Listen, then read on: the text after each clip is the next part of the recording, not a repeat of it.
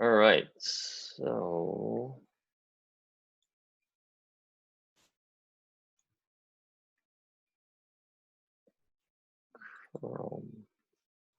right.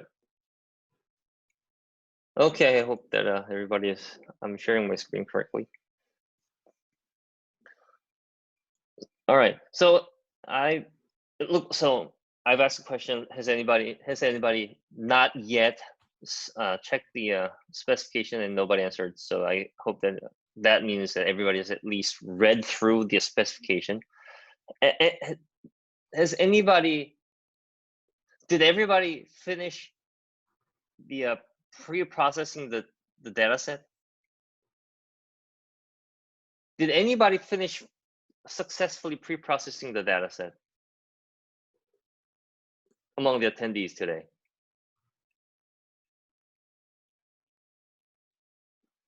Right, Michael, yeah, I kind of assumed that you would have. Basing on the post that the question that you posted. Preprocess for GRU, does a successful means exactly same with uploaded dictionary? Yeah, yes, exactly.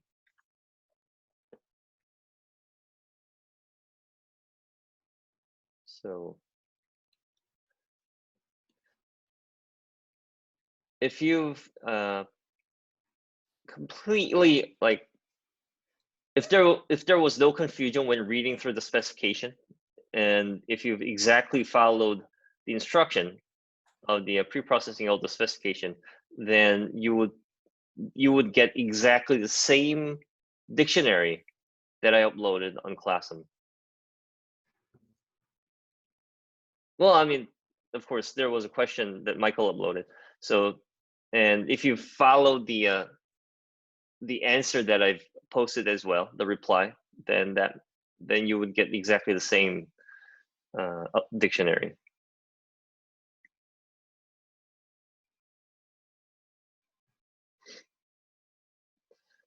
Right. So, as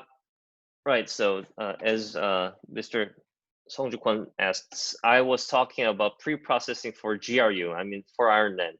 So, I mean, you've already gone through pre-processing data for logistic regression. So this time, the challenge comes from having to pre-process data for RNN and then actually apply it to RNN, which is a different story, because there you'll need to have you'll need to apply the padding technique that I described I don't know 2 weeks ago or 3 weeks ago.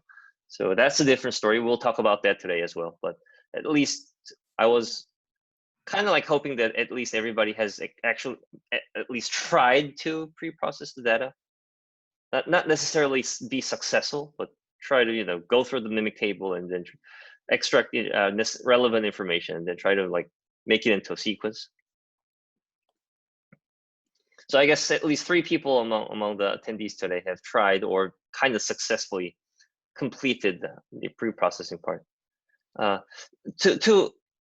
Michael said, is there any particular reason for the string format? I found that by the time I get to the stage, I already have tuples of ints or floats. Tuples of no, that's completely fine. So you should have tuples of ints or floats. I mean, eventually that's what you're gonna push into the model. So, I mean, yeah, I mean, Michael, you probably already know what to do. So yeah, you can do whatever you want actually. So the reason that I've specified to pre-process the data into the string format is because that's easier to just debug and check with your eyes. Yeah, but that's if you've already completely understood what to do with the data and then pre-process data for the RNN, then that's not really necessary.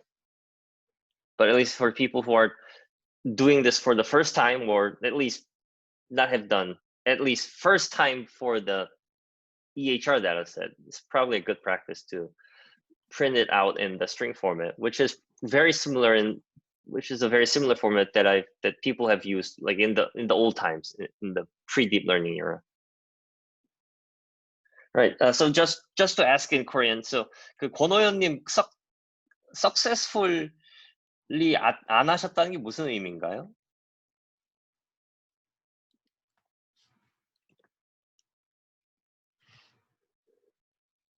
한 줄 더 추가되었습니다. 그게 그러니까 뭐지 샘플이 한 줄이 더 추가되었다는 의미인가요? 나머지는 근데 전부 다 똑같고요. 근데 한 줄이 더 추가됐을 뿐이에요.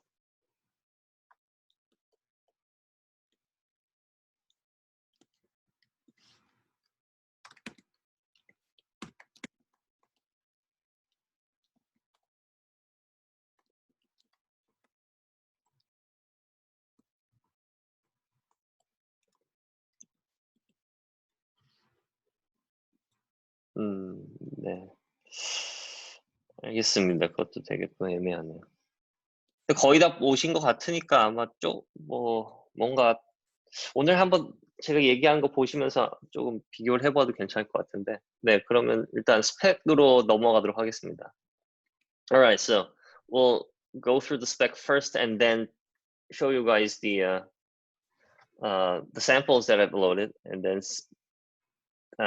try to describe what it means, and then how to apply it to the RNN stage. So at least I think 3 people among the attendees probably have a good idea what to do.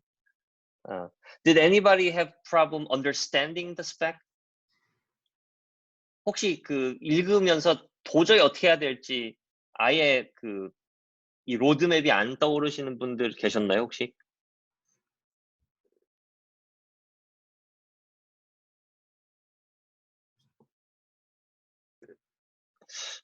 네, 다행히 그런 분들 안 계시나 보네요.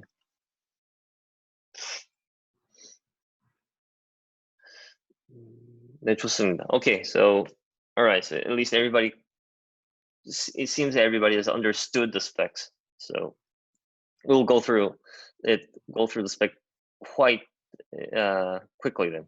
All right, so objective is to apply RNN on the so we will objective is to apply RNN on DHR data set. So previously it was logistic regression. This time it's logistic regression plus the RNN, and it's a different task obviously. Before it was hospital readmission task. This time it's mortality.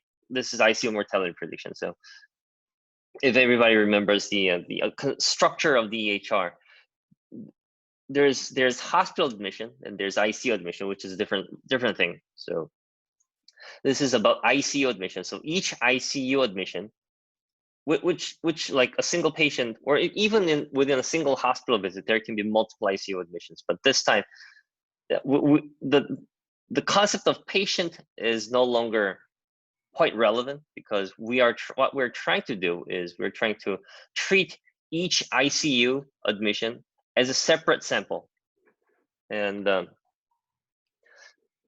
as the objective says, we are going to select only the ICU records, like individual samples that where the length of stay is between 24 hours and 48 hours. So within like a day or two. So exactly between a day or two. So actually, it's probably easier to have this mimic table,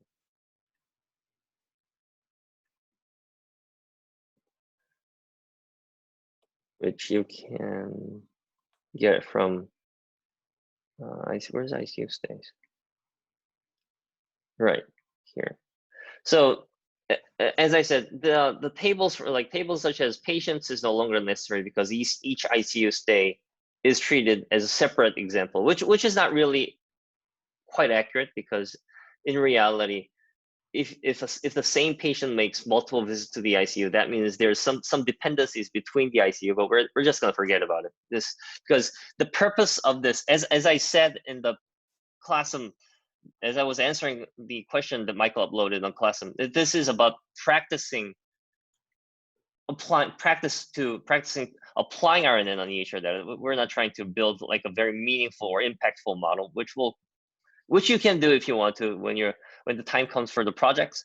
But at least for this time, it's all about practice. So that's why I've made quite a restricted specification for assignment number 3. So if you go to ICU stays, there's LOS, which is the length of stay. I hope this was pretty clear. So there's a length of stay in the ICU stays table. Look at this, and then this is. Did I share my?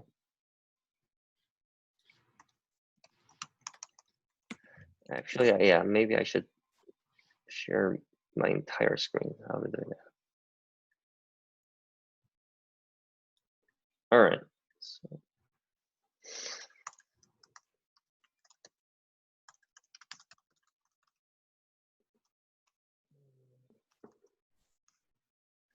right. So this is the raw data of the ICU stays, and the last column is LOS, the length of stay, and the unit is the day. So this means that the second row means that this patient was not exactly this patient, but this ICU stay, this individual ICU stay, was the duration of it was 3.249 days. So what you should do, I'm sorry, did I share my desktop? No. So what you should do is,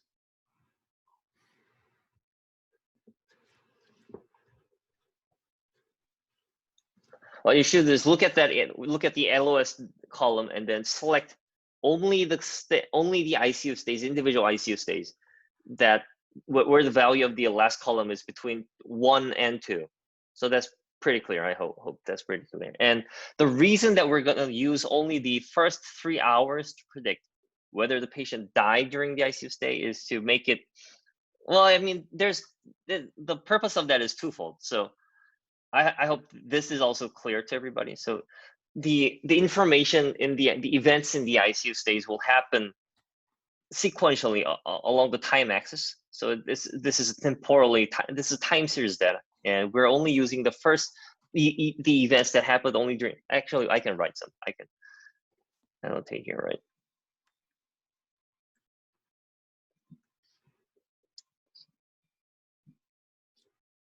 This is the first. This is the 0th hour or the 0th minute in which is the start of the ICU stays. And what let's say that, for example, this entire thing lasted for 1.5 days. 1.5 days, which is about what? This 24 hours, 36 hours. So it's 36 hours. Then what we're trying to do, so let's say this patient actually died during the ICU stay. So that means that the reason that this whole thing lasted for 36 days is because the patient died at the 36th hour, which is, I hope this is pretty clear.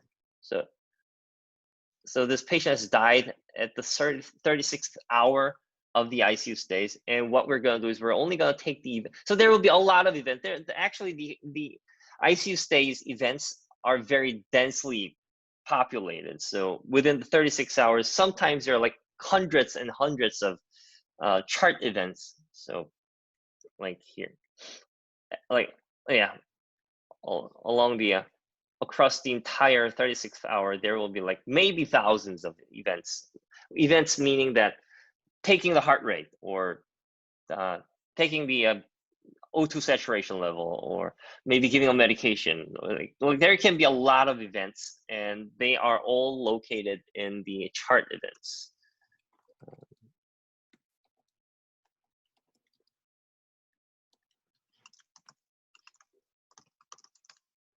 Which is a so let me just, so which is a humongous table. So this is the single largest table in the Mimic3 data set, and it has about, I think it has about 330 million lines. Which, like, it's the counting itself alone takes a lot of time, actually. So, all right, no, wait, why is it taking so long? Right, exactly. So 330 million lines. So about 3억 3천만 라인 정도 됩니다. So if we use the entire 36 hours worth of record, which is all in the chart events, the length of the sequence, the length of the sample, the single sample, which is the ICU stay, will be just too long. It'll be like thousands and thousands of steps, which means that your RNN has to process through thousands and thousands of, time steps basically, which is too long. And I should actually ask this question: does everybody have access to a GPU to train the RNN?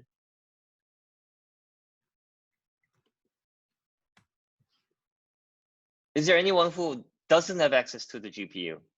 Like they only have access to CPU, so it's gonna take a long time, like training the RNN. Is anybody like kind of in need for a GPU?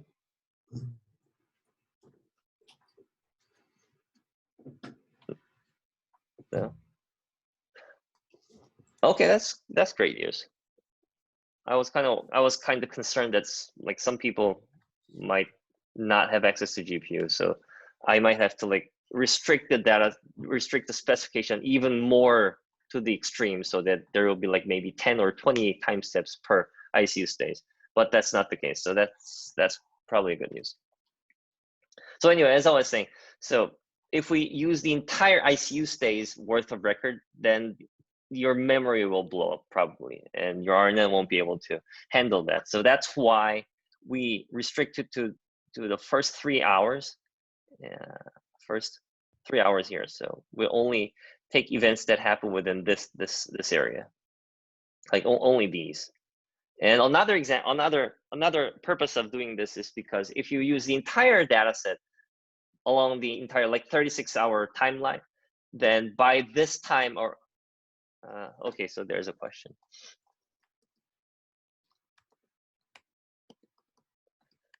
It is inclusive. Did I not? All right, sorry about that. Did I not specify that correctly? I'm sorry if I didn't.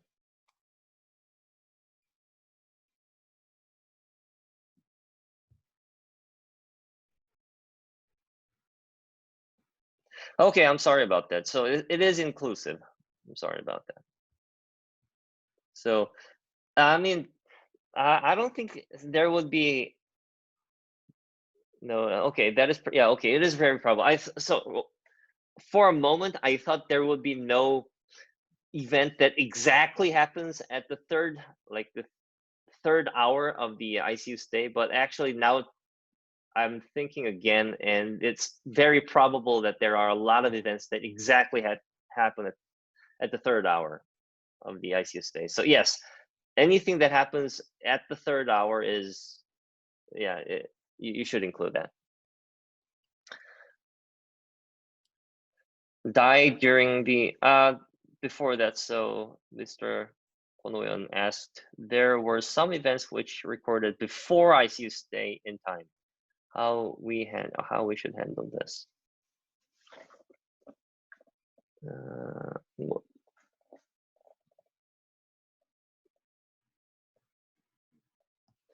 So, all right, so that's a very good question, because there are. Wait, is that possible? Yeah, that's possible. Yeah. All right, that's a very good question. I'm not going to share my screen because I have to look at my pre-processing code, which is kind of like the correct answer, so I can't share my screen for now. Let me take a look at my pre-processing script and check how I did that. I think I actually had a filter to filter out anything that happened before the ICU stay.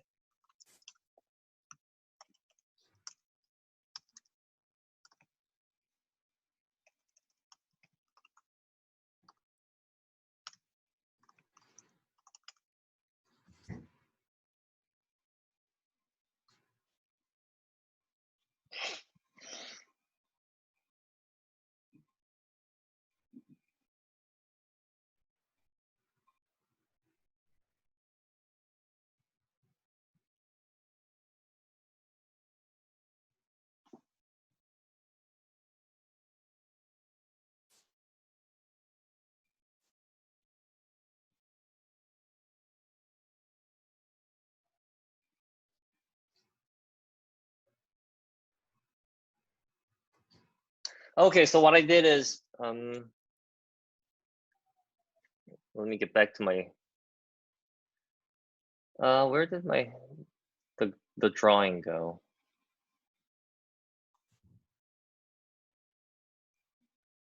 Okay, that's unfortunate. I lost my drawing. All right, okay, sorry about that. So I've checked my script, and it turns out that let me share the screen and then get back to my drawing. Screen, next up. Okay. All right, Joe. So this is timeline again. So 36 hours in entire 36 hours.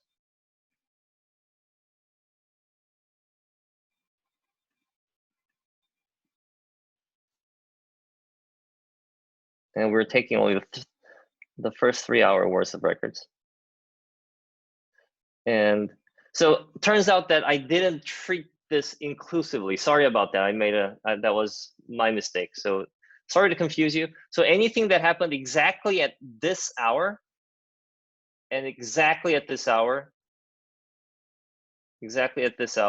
are excluded. So anything that happened exactly at the 0th hour and exactly at the 3rd hour of the ICU stays are excluded, which is not really like not a very super important issue. You can include it if you want to. So that's not a super like it's not like a breaking, like homework breaking detail, but it just to let you know, to when you compare with my ICU sample that I uploaded on Classum, I want you to know that just because it's not exactly the same doesn't mean that you like did it wrong.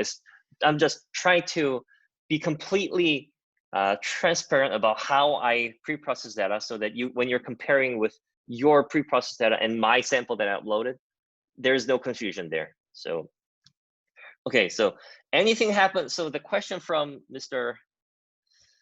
I'm sorry.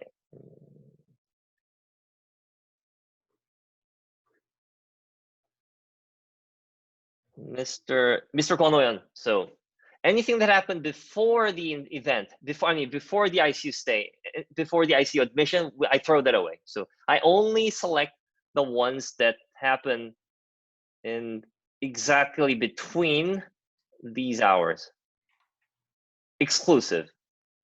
So I use the not less or equal. I use the strict less and strict greater. So greater than 0th hour, greater than the in time of the admission, in time of the ICU admission, which you can check from this column. So there's ICU stay, there's in time and there's out time, right? So anything happening greater than in time and less than in time plus 3 hours, it was the filter that I used. So I hope that's very clear. And die during the ICU also inclusive. So death time, there's the death time table. I mean, there's death time column in the admissions table. So yeah, right, exactly here. All right, I'm sorry. I need to check my script again. I'm very sorry to like switch between actually. So I'll leave it on the Google Chrome and then quickly check my script again. Death time.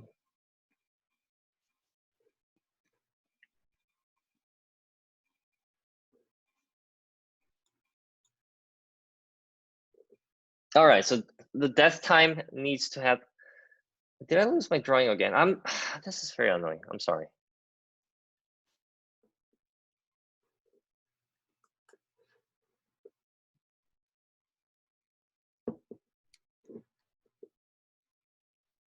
So death time is inclusive. So anything that happened, if the patient died at the 3rd hour, exactly at the 3rd hour, that's still a true example.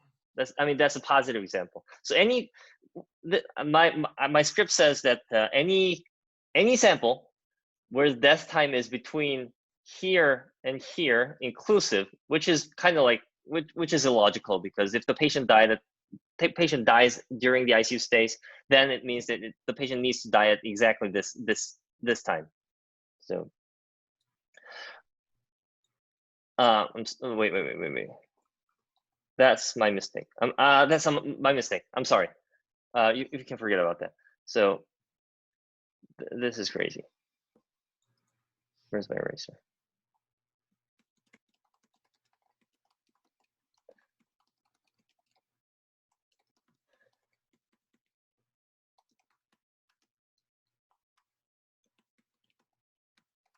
Death time. So death time needs to happen anytime between like here entire ICU stay. So what we're doing is the patient dies during the ICU stay, but we're only taking the first 3 hours worth of information to put into the RNN. So this is there's two like time boundaries. One is that the ICU stay the duration of the ICU stay has to be between a day or two. So between 24 hours and 48 hours.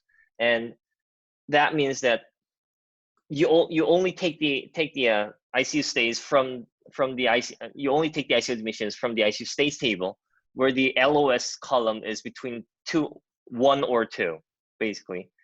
So, and if the patient dies during those such ICU admissions, then the patient must die at the end of the ICU stay, obviously. So it is inclusive. So if the patient died exactly at the 36th hour, I mean, let's say 48 hours. So if the patient dies exactly at the end of the second day, because our filter is between a day or two. So exactly at the 48th hour, that's still a positive example.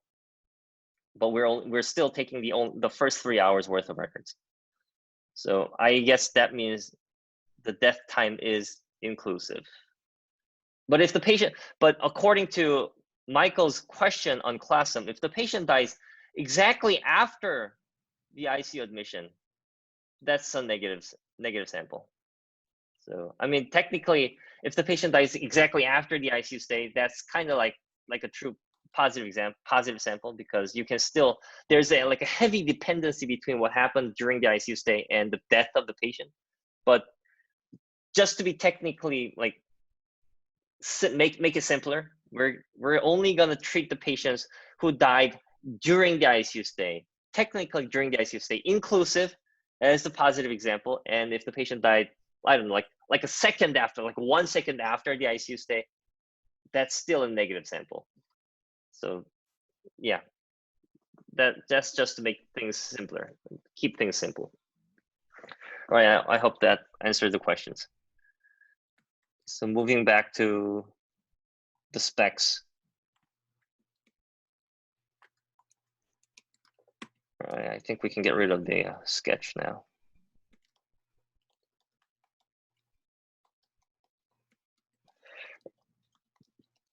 So, okay, so, I'm sorry.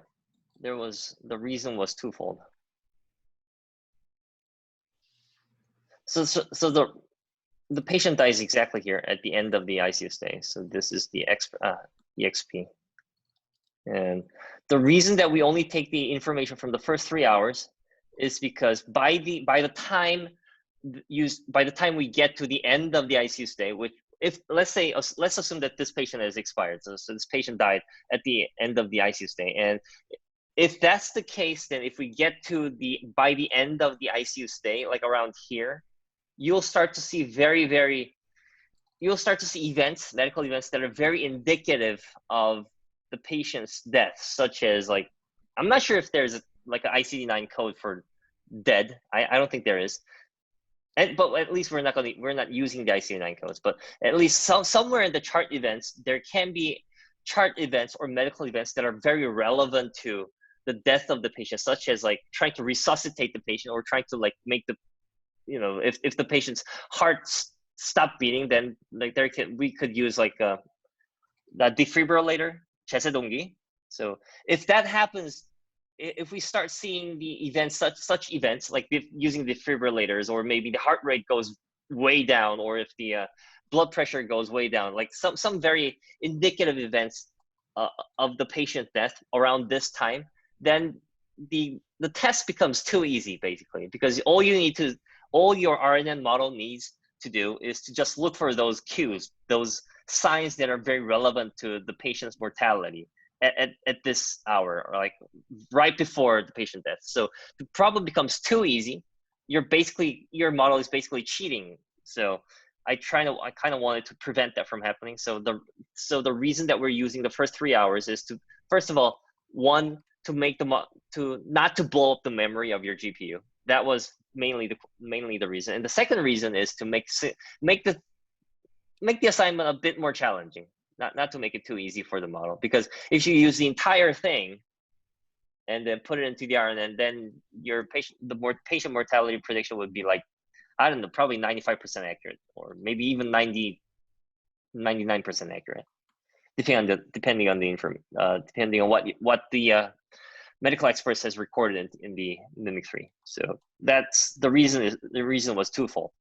So, all right, I hope that's very clear to everybody. And in the future, if you happen to, so this is a very important lesson, because in the future, if you happen to do some projects on EHR, and then maybe you do mortality prediction, then there's no point in using the entire ICU stays to predict the patient mortality, because that's basically cheating. So if you read a lot of papers, not all papers are that rigorous, or not all like healthcare papers are that rigorous, or not all healthcare papers are like, the authors of the healthcare papers are not like super familiar with what it means to predict mortality. But at least now that you guys know, if you happen to do mortality prediction project in the future, then don't use the entire ICU stay records. Usually the standard practice is to use only the patients that lasted more than a day, so more than 24 hours in the ICU stay, and use the first 12 hours worth of records. That's kind of like what people usually do.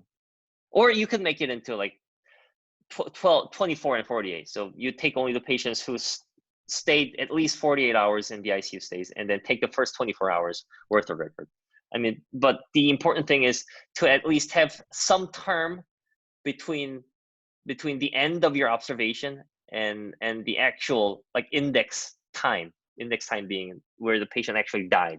So leave some prediction window, like leave some amount of window, so to make the task more challenging, or at least more meaningful. You don't, like, for example, let's say you want to develop a model and deploy it into the hospital. You want to you develop a solution or software, and then you want to sell it to the ICU like hospital setting. And if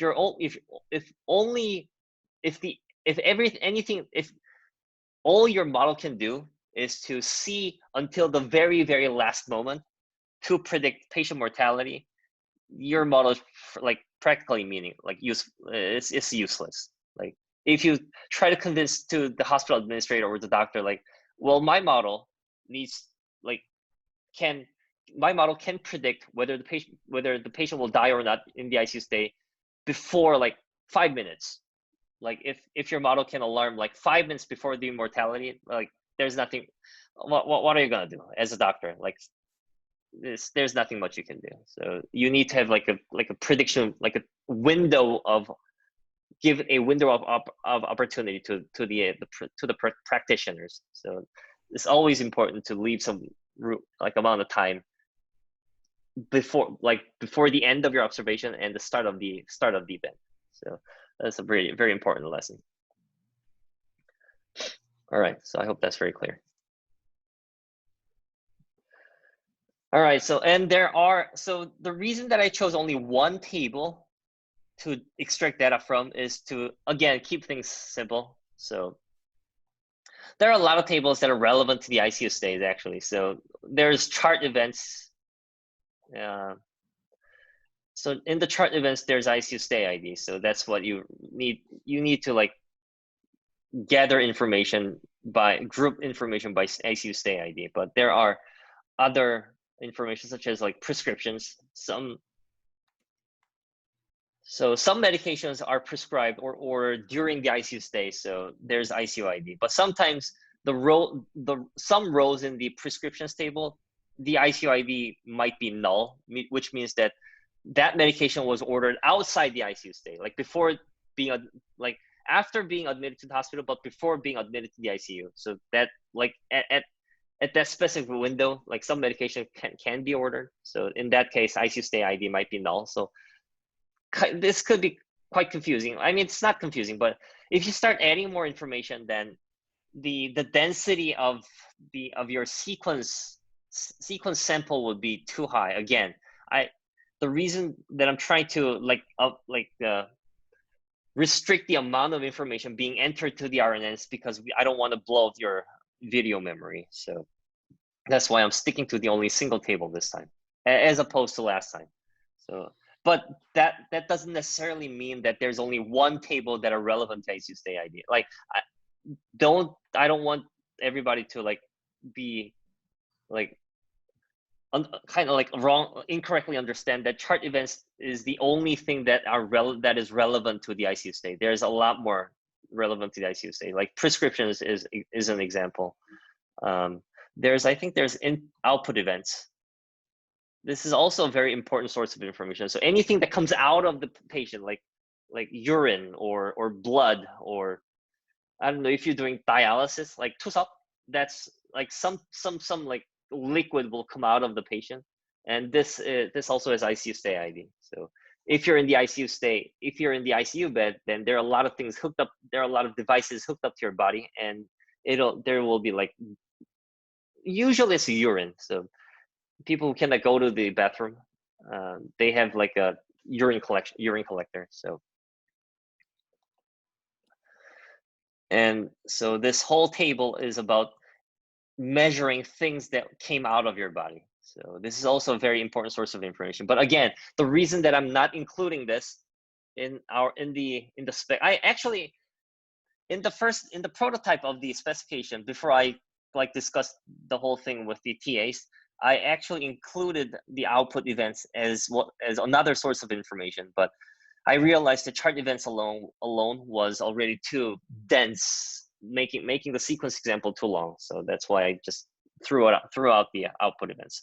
But again, I just want everybody to not incorrectly understand that this is the only thing that matters in the ICU stay. So I've made a lot of compromises to make this assignment number 3 like kind of like feasible, and keep things simple, but also make it at least meaningful to some extent. So what you need to do is only look at the 4 columns, which is the ICU stay ID. Obviously, you need ICU stay ID to collect things into a single row or single sequence, and then you need item ID. Item ID.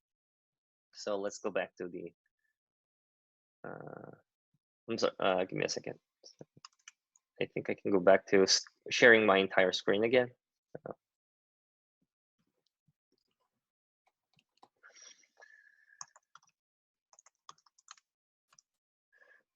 The structure of chart events is pretty simple, and we are only looking at four columns, which is ICU stay ID, item ID, chart time, and the value, or actually value none, but which is very intuitive. So you want to record when each event happened and what type of event happened and what kind of value was recorded for that type of event. So the type can be inferred from item ID. So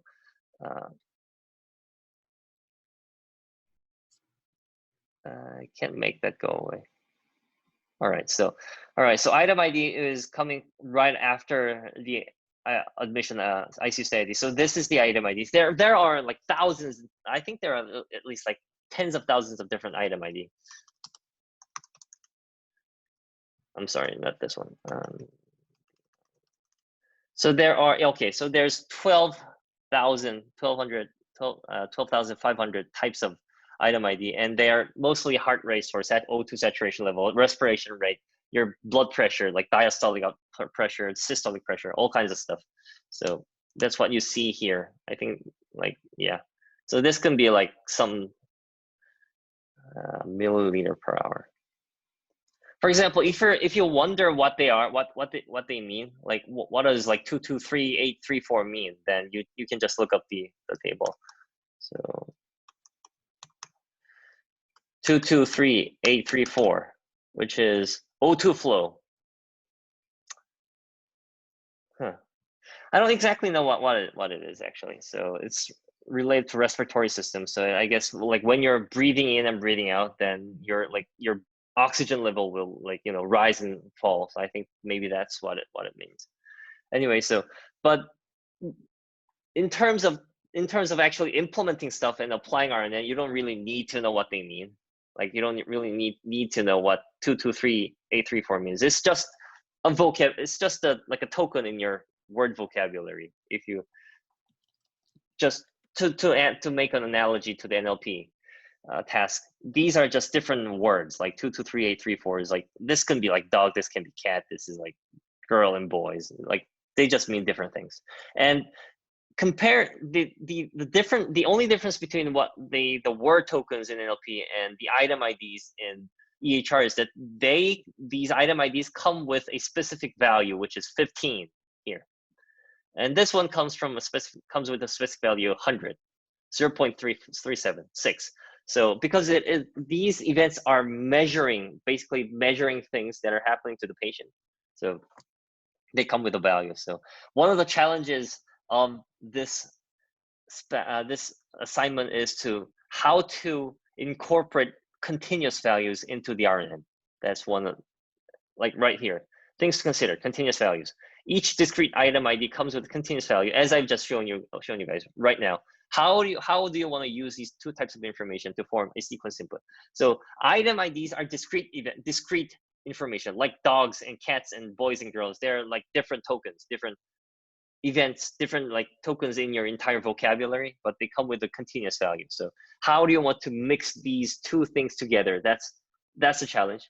So I think I'm kind of like moving too fast actually, because all right, so four columns that you need to look at and then filter out events that happen outside the 3-hour window. You only want to take the 3 events within the 3-hour window.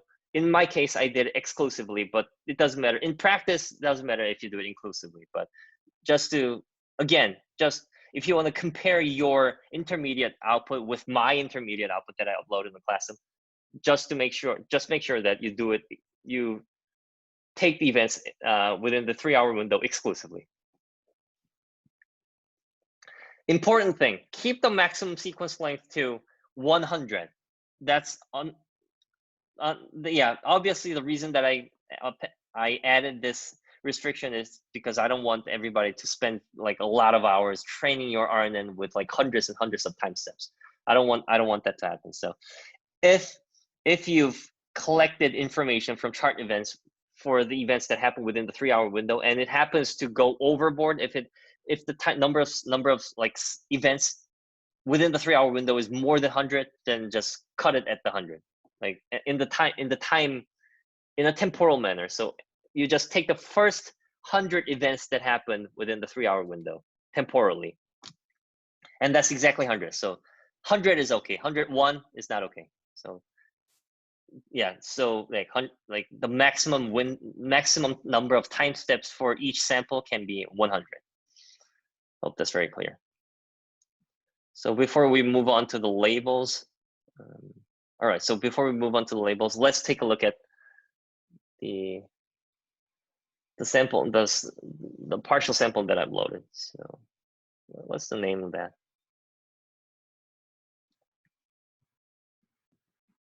Take a load. Open ICU samples. ICU sample.p.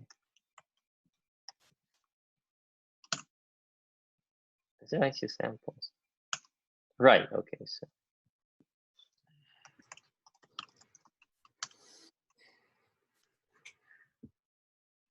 All right. So what I did is, not sure if I.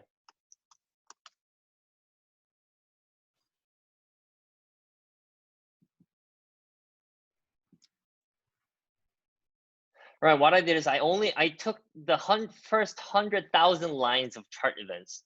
So before that. So as the spec says, you need to select only the ICU stays where the duration is between a day, 1 day, so more than a day, but less than 2 days inclusively. So I did that. First of all, I did that. And then retaining that information, I went through line by line chart events, and as I said, the entire number of lines in chart events is about 330 million lines, but I terminated at the line number 100,000. That's basically what happened, what I'm saying here. So which is the output after pre-processing 100,000 lines of chart events. So I mean, obviously you need to like have a for loop over the chart events line by line. So you read every single line and process them in a certain manner. Like look at the time of the event and then throw them out if they are outside the 3-hour window. Retain them if they're within the 3-hour window. You do that kind of stuff. You do it line by line. And as soon as I reached the 100,000th line, I terminated my pre-processing script, and then I dumped what I gathered so far. So the result of that is this ICU samples.p that I uploaded in this class in here. So when you look at that, it's only 32 samples, 32 ICU stays. So right, and samples.0. So the first sample will look like, oh, it's a dictionary. I'm sorry. So it's keys. We'll take a key. So this is ICU stay ID. So I constructed a dictionary where the key is the ICU stay ID and the values are, let's see what the values are. Samples look like this. So it's a tuple where the first element of the tuple is the label. So as I said, the patient either died within the ICU stay or not. So zero means that this patient didn't die within the hospital stay. And okay, so the first element of the tuple is the label. So this is a negative sample, and the second element is the sequence, and it's a string just to make it look just as so that we can check it with more convenience. Let me actually go through the for loop. So for item in. Oh, I'm sorry. Okay, I'm sorry about that, because this is a text. This is a string example, so maybe I should split by us.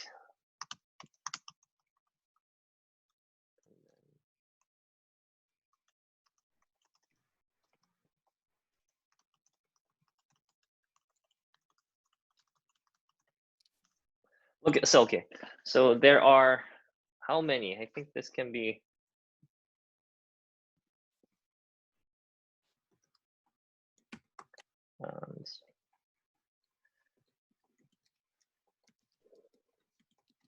when to. Right. This is okay. So this specific sample from the IC samples.p has 35 time steps, which is pretty short. I mean, your RNN will take no time in handling 35 time steps. And what's happening here is this is the timestamp. So which means that this is happening at the exact this is the first event that happens in your ICU stay. And this is the item ID. So item ID probably means something like, it could be blood pressure, it could be heart rate, doesn't really matter. And the thing that is the value that is attached to this item ID is 107. So 107. This could be like one of the blood pressures. Could be like diastolic or systolic. I forgot which one. Which is like the higher. Anyway, I think it could be one of those values. So if you look at the spec data format right here. So what I'm trying to do, what I did is I followed my own spec. So there's data format. I'm not going to go through the logistic regression format for the logistic regression. I'm looking at the format for the RNN here, and the example is like this, which is like this.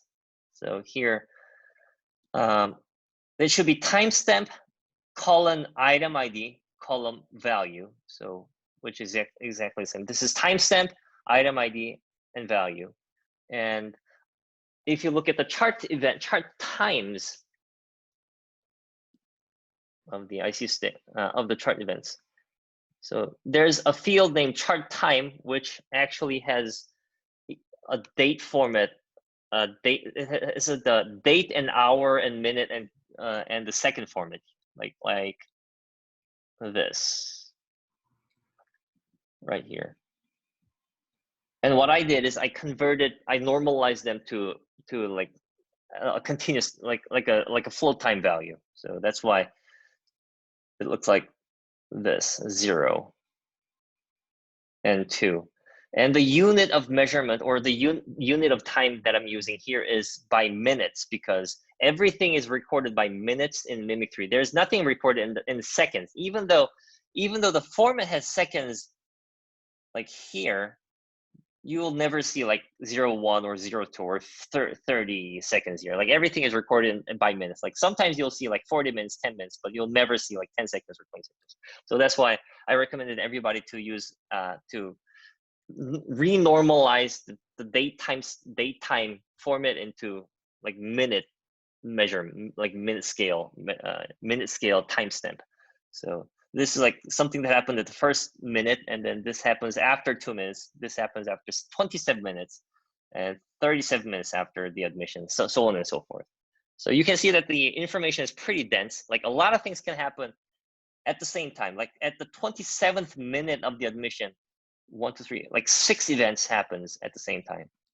Or is it 7? Yeah, 6 events happens at the same time. So another challenge is, how do you want to handle this type of information? It's because unlike the words, like text in NLP, where only one thing happens at one time step.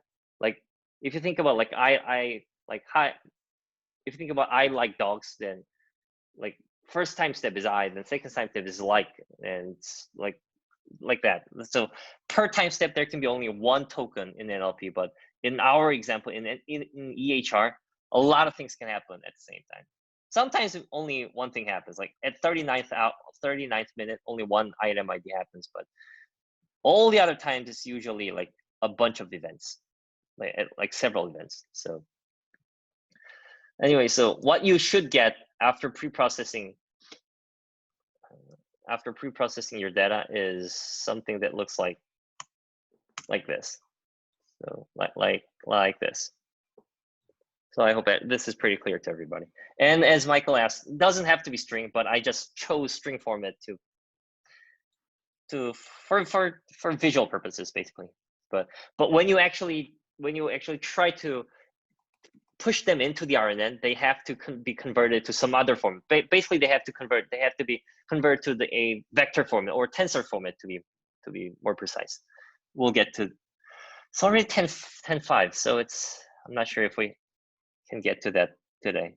But I've already, like in the PyTorch tutorial, I've already showed you guys how to construct a tensor form of a mini batch. So I hope everybody has a pretty clear idea how to convert this information to a vector, like tensor information, when you construct a mini batch to train your RNN. But of course, there are some issues that you have to handle before that. So one of the issues is how to like incorporate both the discrete event information and continuous value information. And another thing is how to use the time information. So basically, RNN is inherently it's not like the best model to handle time information, because RNN is a discrete model. So anything, when you're using the RNN, you're assuming that the things are happening in a discrete time step. Like one thing happens at a time, or multiple things happen at a time, but in a discrete time scale, like one at a time. So just to make things, so this is your RNN, hidden layer, and this is your input, like x1, this is x2, x3, And obviously this will be your hidden layer 1 and hidden layer 2, hidden layer 3. And the assumption of RNN is that the distance or duration between time steps is regular. So it's some hypothetical time step, like 1, basically. Like all the duration between like consecutive time steps, when you're using RNN, you assume that it is the same. So it is a regular time series. It's not an irregular time series. But obviously in our EHR, it is irregular. So if you look at the example here, it's not 0, 1, 2, 3, 4, 5. It's 0 and 2 and 27. At some point, it's 37, 38. Like, so there's like certain number of like certain amount of jumps between time steps. So obviously, I hope this is pretty clear to everybody. When you are trying to put these information in, then you'll take the first 3, somehow merge them together, and then get so like these three will be your X1, and these 3 will be your X2, and then these 6 will be your X3. So what happens is the duration between first time step and second time step is only 2 minutes, but then this is 25 minutes, right? So how do you want to handle that? How you want to handle that is another like challenge that you have, another technical issue you want to. And just to be clear, you don't have to follow my recommendation. You don't have to like merge these 3 together and then treat them as X1. You can actually just, like sequentially give, like this can be X1, this could be X2, and this can be X3, right?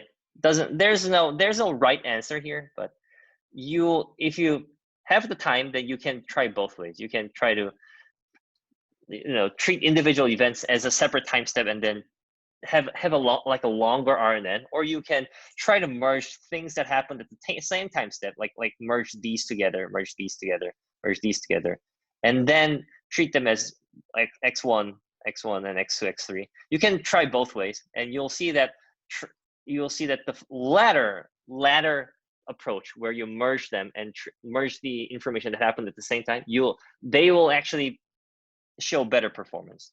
I mean, that was the case empirically in my case.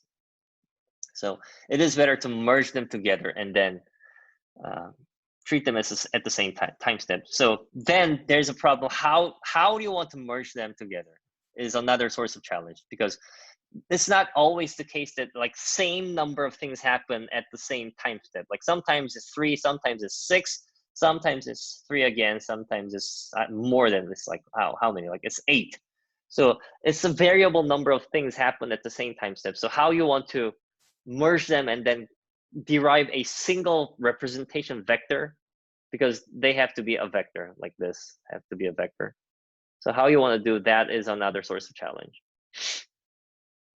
Intuitively, you can just add them together. You can have like embedding vector for each item ID, and then you can just sum them together to get the representation vector for this X1, X2, X3, and then put them in the RNN. So that would be the most straightforward approach. Of course, you'll have to come up with how to handle values here.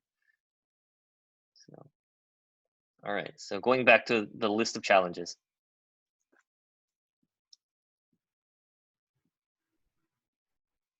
Let me keep them around for a while because I might need them again. So how to use time? So 2 at 25.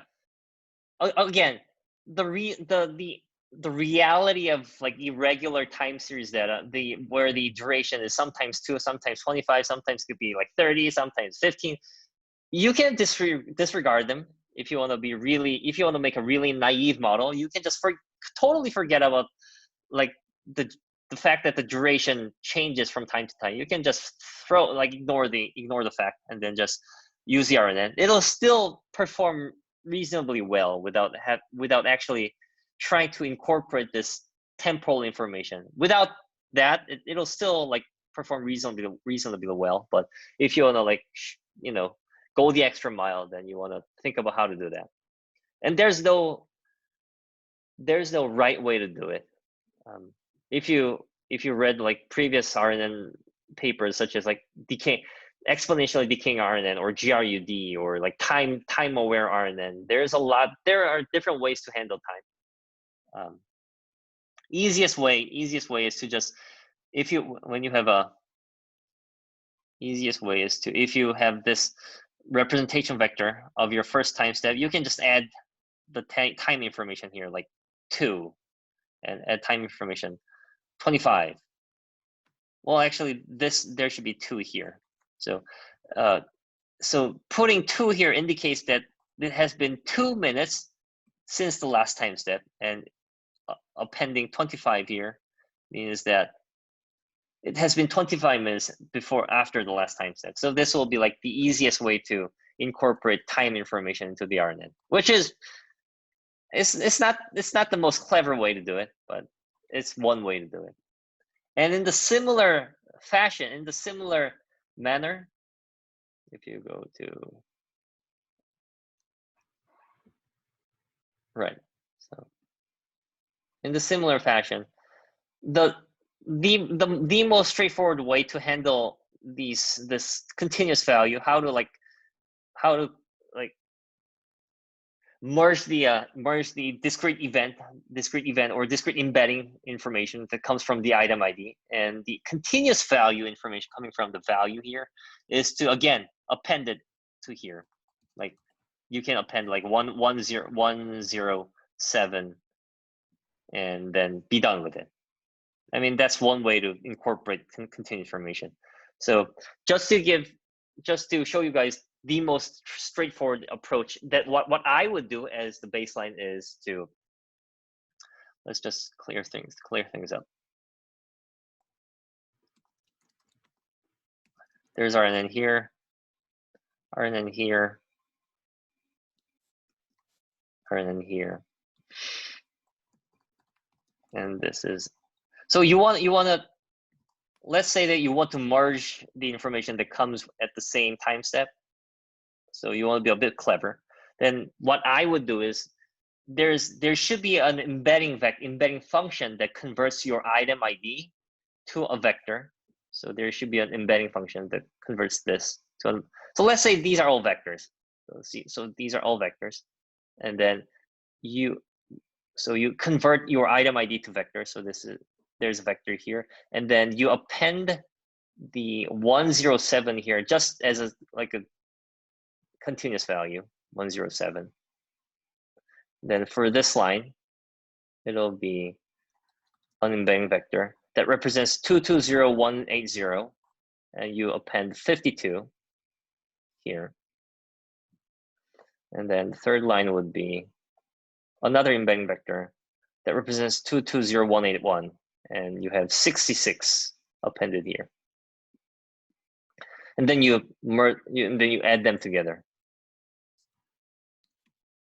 And then what you get is some value with some representation that represents these 3 events. And obviously this is a very stupid way to do it, because the embedding vectors will mean something, but the appended the last dimension where I appended like 107, 50, 52, 60, 66, when you add them together, it'll be like some like unreasonable value, which is like 230 something, 220 something. And the machine will have no idea what this value is. Sorry about the last one. Like 221 point something. So simply adding them won't make any sense, but still you can still do it if you want to. And then this will be your input to the first time step, H1. You can do the same for all the other time steps. You can do the same. You can apply the same technique to these 3 things and these 6 things and these 3 things. And again, they won't mean anything, because the last dimension here where you appended the continuous value doesn't mean anything if you start adding them. So maybe there can be a better way to do it. And I hope you give it some thought and then come up with your own idea. And one thing that I want to mention is, if you however you like, whichever way you take to incorporate continuous values, is probably a good idea to normalize them before you actually just like inject feed this 107 into your neural network, because 107 is a very large value compared to the weights that your neural network has to learn. Like, your weights will probably be like some around like 0 most of the time, because neural networks are very sparse. But the meaningful weights will have values between like 0.1 and negative 0.1 or something, or maybe sometimes like I don't know, 0.5 and negative 0.5. So compared to those weight values, 107 is a very large value relatively. So it's probably a good idea to normalize them. So how you normalize them is to, where's my eraser? How you normalize them is, you take all the values coming from the same item IDs. So you take all the values coming from 220179, and then you'll see that some values are 0. You'll see a bunch of different values, like 107, 107, 105, 109, 106, 102, like a lot of values. So you want to normalize them. Maybe like, I don't know, scale them down to like divide everything by 1000, so that this will be like 0.107, or you can do like x minus the mean divided by the standard deviation. So you can do this type of normalization. Like, at least do some normalization before you put in a very large value like 101.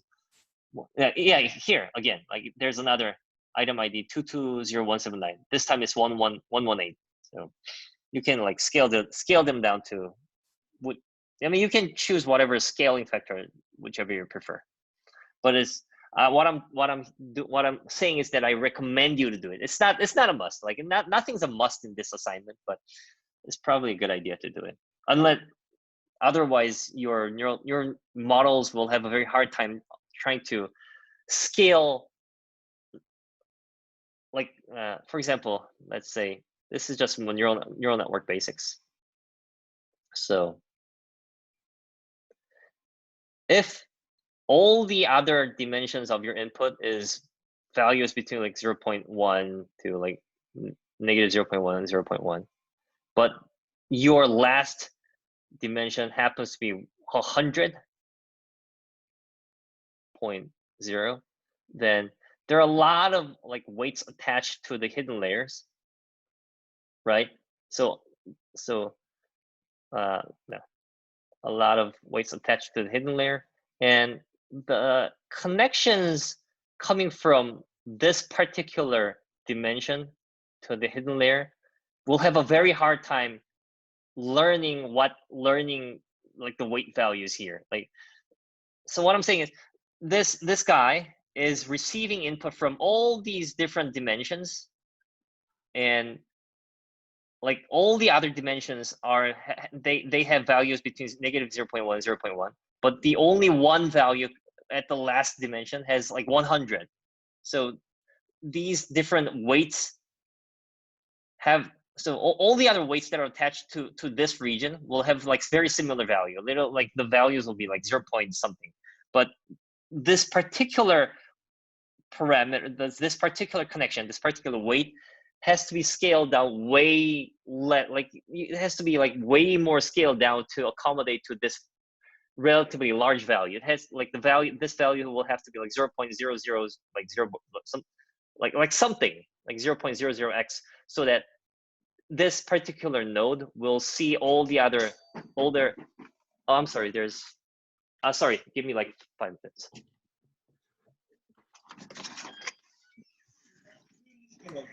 Yeah.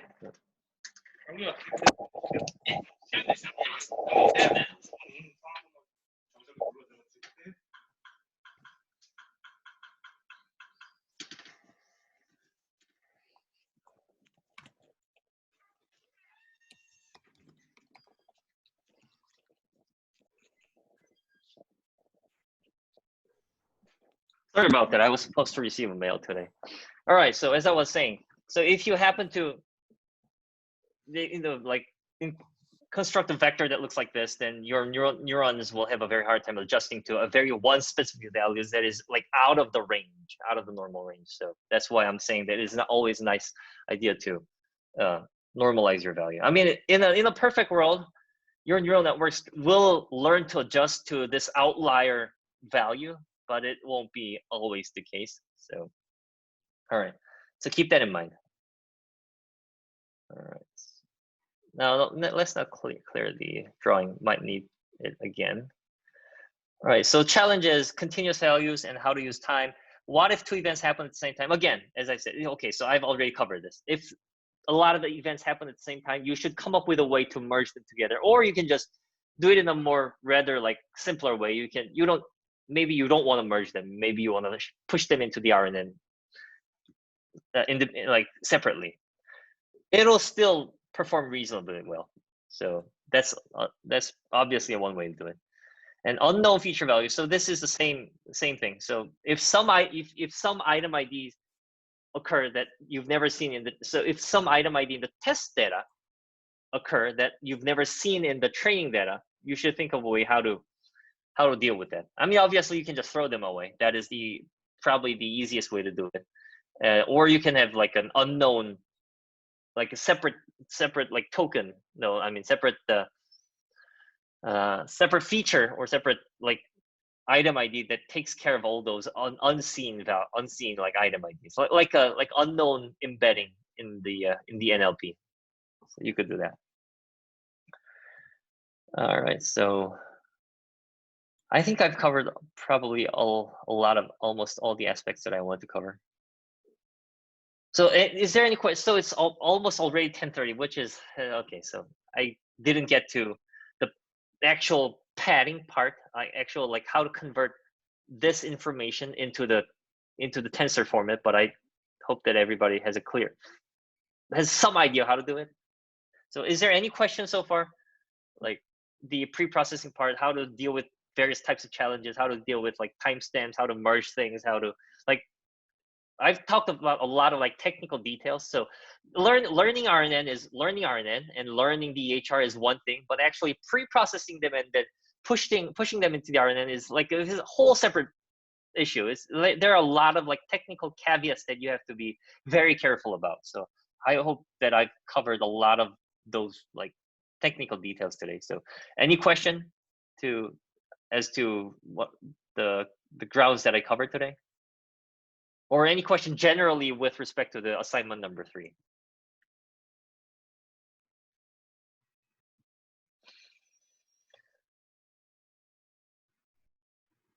Nope.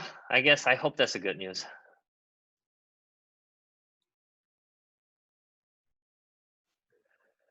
All right, then I guess we'll end rather early today. So, okay, and as far as the second half of this course goes, so we have about 8 weeks from now.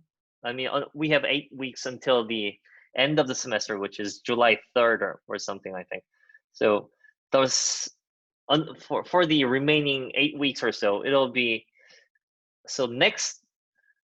I'll try to focus on like a lot of different modalities of EHR. So far what I did is I've covered what EHR is, their structure, and how to pre-process them if you want to do certain types of prediction tasks.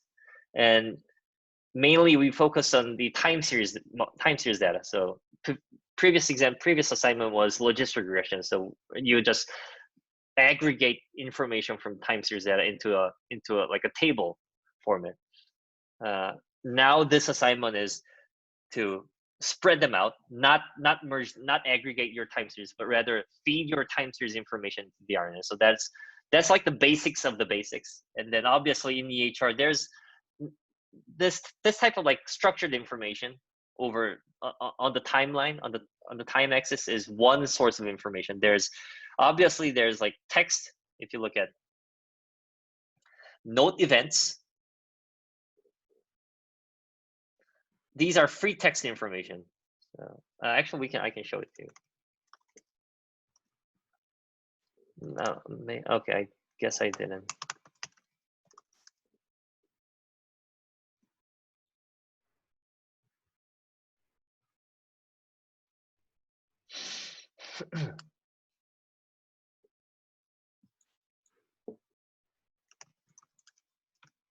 All right, so this is a note events is another source of information. So it has all the free text notes in the EHR. It could be like nurse's note, it could be doctor's note, it could be admission note, discharge note, or daily chart for ICU patients.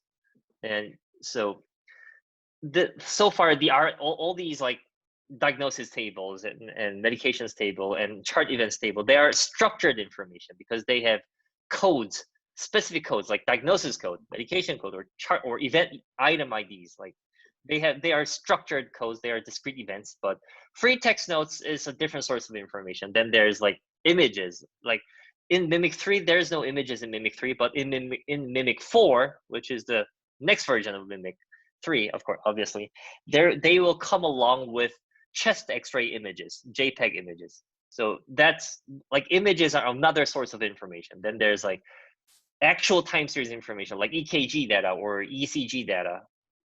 So like if you do like 심전도 검사 or electrocardiogram, you'll get like a spectrogram. So you can spectrogram is another source of information.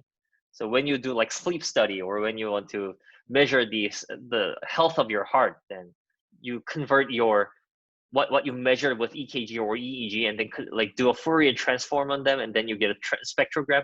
Then you can do like you can apply different models like convolutional neural convness usually on the spectrogram to and like predict the sleep stage, like what sleep stage are you in, something like that. So a lot of different modalities, and I hope that I'm planning to cover different modalities for the next 8 weeks. And at the same time, we will proceed with the projects. So in the next class on Thursday, I'll come up with how we want to conduct the projects throughout the next 7 days, and the list of modalities that I will cover. Maybe I'll do a poll before the next class, like what kind of modalities are you guys interested in? Maybe we'll that. Anyway, so that's how I will like operate the remaining 8 weeks or so, focusing on different modalities every week and also doing the projects. And then in the last week or two, we'll take turns to present their materials for out of their projects. All right, so that's the end of the class today. So if anybody have questions, just shoot me an email, or you can ask them now, obviously. I'll stick around for a minute or two. And if not, I'll see you guys next Thursday.